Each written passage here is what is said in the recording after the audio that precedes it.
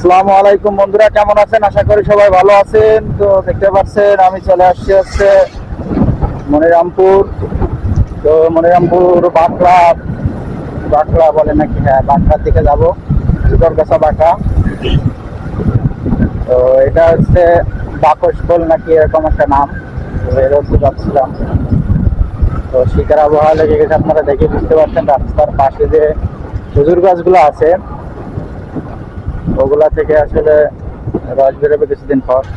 কোন রোগটা যে আগে যে শুনি দেখি কোন রোগটা আসলে চিত্রটাই আছে না। আচ্ছা, জিকর গাছা কোন রোডে? জিকর গাছা।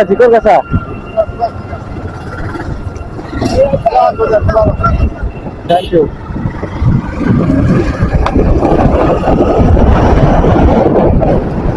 বললো জিকর গাছা।